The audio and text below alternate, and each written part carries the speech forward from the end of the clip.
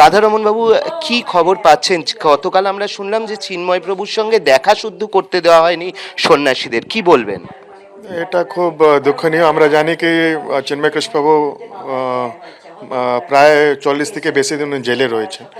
তো সাধু সন্ন্যাসী ওদের সঙ্গে কালকে দেখা করতে গেছিলেন। আমার মনে হয় কি ওদেরকে দেখা করা দিলে ভালো হতো, কেন কি অনেক লোক ওরা চিন্তিত আছে কি প্রভু কীরকম আছেন, ওনার স্বাস্থ্য কীরকম আছে। এটা খুব দুর্ভাগ্যপূর্ণ কি ওদেরকে রিফিউজ করা হয়েছে।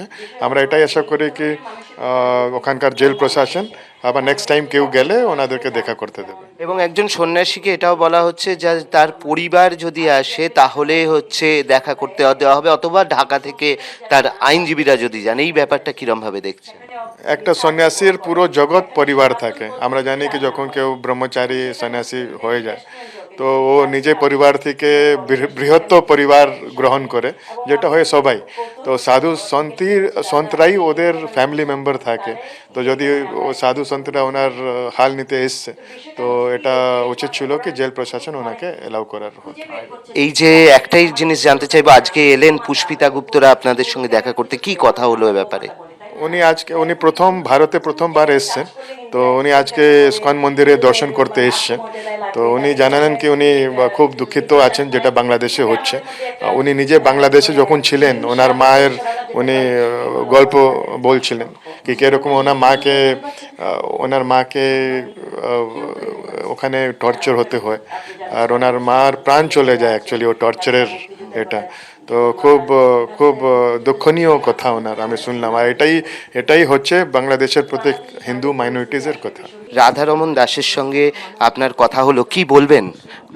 আসলে আমরা দেখেন, আমরা গতকালকে আপনি শুনে থাকবেন যে আমাদের শ্রী চিন্ময় প্রভুর সাথে দেখা করতে কিছু সন্ন্যাসী গিয়েছিলেন।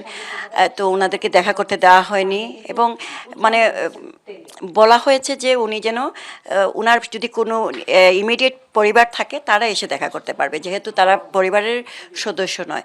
তো এটা ভাবতেই মানে আমার খুব লজ্জা লাগে যে একটা প্রশাসন, বাংলাদেশের একটা প্রশাসন, তারা সাধুর যে একটা ব্যাখ্যা, সাধু মানে কি এটার ব্যাখ্যাই ওনারা জানেন না। যে উনি যে আমাদের যে পারিবারিক ধর্ম, যে আমাদের যে পারিবারিক যেটা একটা সম্পর্ক, সামাজিক সম্পর্ক সম্পূর্ণরূপে ত্যাগ করে, সমাজ সংসার ত্যাগ করে উনি কিন্তু সাধু হয়েছিলেন। তো এটা মানে তাদের মানে এত অজ্ঞতা যে তার কিন্তু পরিবার থাকবে না। সে তার জীবন উৎসর্গ করেছে প্রভুর নামে, শ্রীকৃষ্ণের নামে সে তার জীবনটাকে দিয়ে দিয়েছে এবং সে তার জীবন ধারণ হচ্ছে অন্যরকম, মানে আমাদের থেকে অনেক আলাদা। কি করবেন? আজকে ইসকনের সঙ্গে যে কথা হলো, আপনারা তো ফিরে যাচ্ছেন, আজকেই আপনারা ইউকেতে ফিরে যাচ্ছেন, কি করবেন আপনারা, কিভাবে সাহায্য করবেন? এখানে দেখেন, এইটা হচ্ছে আন্তর্জাতিক লেভেল থেকে যতক্ষণ না চাপ আসছে ততক্ষণ কোনো কিছুই পরিবর্তন হবে না। আমি নিজে ঠাকুরে বিশ্বাসী, শ্রীকৃষ্ণে বিশ্বাসী এবং হরে কৃষ্ণ নামে বিশ্বাসী।